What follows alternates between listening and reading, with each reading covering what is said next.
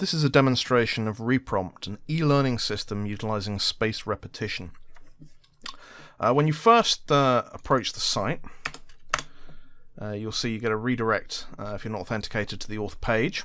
On this panel, you can either log in if you have an account, or you can register a new account selecting whether you're a student or an educator. Each of these fields is validated, and they will prompt you to enter the correct information, and that things like emails and passwords are checked to match. So we're going to log in with a test account now for an educator. As you can see, when I've completed all the information here, the sign in button becomes active. And we've got loading panels. In fact, I think the back end is currently sitting there. So here we have a timeout error that's occurred. So it's a toast notification. Hovering on these stops them from running. I'll let that run through. And now you can see that everything's woken up. This panel is contextual based on the user type. At the moment I said we're logged in as a fake teacher. Navigation occurs here. In fact, if we were to shrink the screen, we do switch. It's a responsive interface that changes based on the size of the screen. The Cohorts panel is used to manage cohorts of users or students, such that these cohorts or groups can be applied to content when it's published. As you can see here, we've got two existing cohorts. You can actually nest these, so we have a file browser created here. We're in the root of it at the moment, which means that all we can do is create a cohort within here. This is a navigation bar, but there's nowhere to go. We're at the root, and there's nowhere to go back. So if we navigate inside a particular cohort, we open up other options. So the first thing we can do is we can rename a particular cohort. You can go to delete the cohort, which I won't do at the moment. You can create a nested cohort, purely for organizational purposes. Each cohort is treated individually, and you don't get any cascading effect of a nested cohort receiving members of enclosing cohorts. So you can see we can go back. You can drill in. If you go back, you navigate one level up. If you click the shortcut here, you go back to the very root. You can see this is pre-populated with a number of members of the particular cohort. So if you want to add a particular user to it or attach them, you get this attach menu, which uses an autocomplete. So if I start typing, what happens here is the text entry that you put into the box gets split by spaces. So at the moment I just have the one there. So if we had Ho and Jack, we're getting the Hollies, we're getting the Jacobs. And what this actually does is it retrieves values based on the type of thing that you're trying to attach. So in this case, these are students. So the student class will be returning its search terms, which in this case are the first name, the surname, and the email address. So if you get a match on any of the terms in here against any of those, then they'll appear in the list. So we can add one there, and Eve gets added in. You can unattach these, get confirmation dialog. Again, you get this graying effect of the background, which prevents you from actually touching these while you're in this panel. And again, it draws attention to the particular unlink. So I'm going to actually remove that person there. The content panel uses the same file browsing mechanism for organizing the files, although in this case we won't be attaching cohorts to these. So I have a computer science content folder here.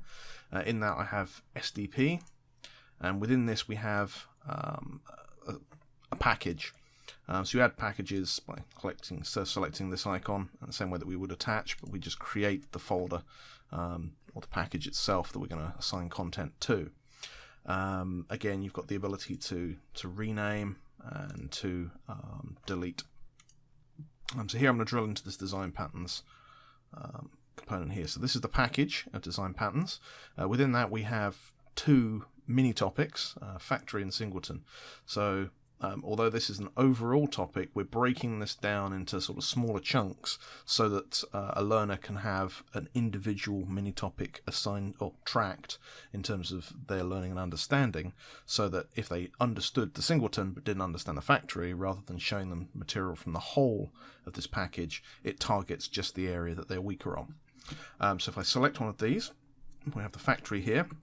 You can see a preview on the right of how it will be displayed to the student or learner. And on the left, there's literally just 3 steps. There's the name, which you can see gets live updated on the preview. There is the image upload, which you can either use via drag and drop or by the file browser selection. We have the edit panel here, which allows us to change the formatting of text. This is based on Quill, and it's had the user interface simplified in order to remove certain elements that I didn't want applicable to this, so that we can keep it fairly consistent in terms of the look and feel for the user or learner. So again, you can switch between these. We have icons for edit, which again, if you click on the main part of it, would move to. And then we have the questions that are assigned to each mini topic. So if I select the factory one here, you get a list of all the questions that are assigned to this mini topic. You have the edit panel, the create panel on the right. So clicking the new icon allows you to create a new question. Selecting the existing one changes you to editing that particular question. So you have 2 currently implemented question types, although a lot of work's been done in terms of making it very easy to add additional question types. So at the moment we have multiple choice single answer and sort into order. So with sort into order, if I was to go add a bunch of these, you can then sort these in the same way that the student will be provided the interface to do so. And what you do is you set these up into the order in which you wish them to be marked as correct. You can see we're grayed here on the save because we're missing data. So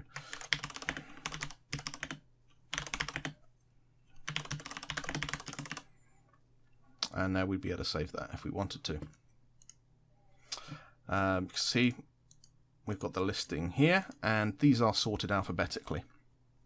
So as we added the new one, it appeared in the correct placement. We can then edit that, or again, we can delete that particular question. Yep. And all of those answers will have disappeared as well. The final stage for the educator is to publish content. And the way that you do that is literally completing this very simple form here, and you'll get the examinations appearing on the left. So all content is published out by examination because Reprompt aims to maximize retention for an upcoming examination date. So if we had a new exam here, maybe, we have a date picker to select the examination date. And then we have cohorts that we can attach. And again, you can restrict these in the same way as you saw in the file browser. So I'm going to add a couple of cohorts here. And we're going to add the design pattern package. Obviously, we've only got one in for test data at the moment. We can save that. And you can see that it's appeared over here. And again, you can edit these by simply selecting them. You can delete these as you wish. Next, we're going to look at the interface from the perspective of the student or the learner. So I'm going to log out of the system here, and I'm going to authenticate with a test student account. As you can see, they get a different welcome panel, and they again have 3 sections to work through. So you've got manage, which allows a student to control whether or not they are shown or tested on a particular exam. So I can disable one here. As you can see, it's not just color that's used to differentiate the active and inactive. This does work in an accessible manner, so that there is the line through and also the rotation of the icon. We have, once you've sort of managed what's going to be displayed, we've got progress and study. Progress at the moment is not showing any historical data, so there's no progress to show at the moment. In study mode, you see the cards as you saw in the preview panel. So you review the card, you get a little notification of how many you have remaining at the moment. You click test me, and then you get provided with a sequence of questions. The order of the content and the order of the questions within their sets are randomized, as are the answer orders, so that there's no consistency in location of correct answers. So if we were just to drag these around a little bit, I'm going to put these in as an incorrect. Just pick randomly, so you can see the two question types there. Here we have a toast notification letting us know that that score was saved to the database, which we can dismiss ourselves. Again, next card, test me, work through these.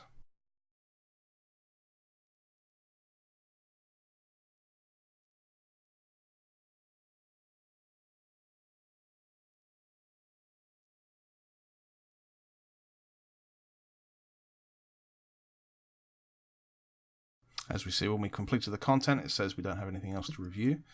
If I now go over to progress, we will have some data at the very edge.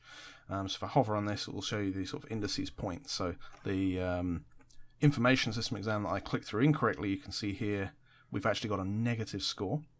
And because we remove a small portion for an incorrect answer on the multiple choice questions. Again, the marking for each question type is actually handled within the presentation logic for that particular question type. So you can create new question types with a marking system tailored exactly for that type. You can see we've got the new exam one seems to be much higher in terms of its mark, but you will see over time this provides a nice chart which is by default Bezier curved. That's an overview of the system and how it's sort of delivered to students. Once they have answered a set of content questions, it gets sent back to the server. It's examined. If they score over 50% on that particular content, then we consider that a correct strike, and so you increment the streak count. There are actually two modes for displaying the content, or scheduling the content for next exposure. And the first mode is study mode, which uses a Leitner-Box system, whereby the streak count multiplied by number of days gives you the interval between now and the next revision of that content. Once you move above 3 exposures in that way, or 3 sequential, because if you actually get one wrong, or below 50% scoring on a particular item, then you get your streak count reset to 0. So you have to sort of keep going on material until you understand it, at which point it switches to exam mode. The scheduling algorithm for exam mode provides content at 20% of the time from now until the examination date. So you get a sort of a sequence or series of spaced exposures that cluster towards the actual examination itself. And this is supported by certain research that shows that this is a good indicator of optimal spacing between two fixed points. What I've done now is I've restored the database to its default state with the populated test data. So if I refresh this, we should get some fake historical data appearing, so you can actually see the chart displaying progress over time. So a particular learner will be able to look back and see how they've sort of progressed in their learning from the start of when they've looked at a particular exam onwards. As you can see here, if you hover at any point, it gives you the indices point, tells you which examination this is, the date at which this particular score was made. So you can see here we've got nice Bezier curving showing you the progress, but I've also implemented an icon which allows us to switch to linear, which literally just plots point to point. So you'll see over time it gives the student a sense of progress.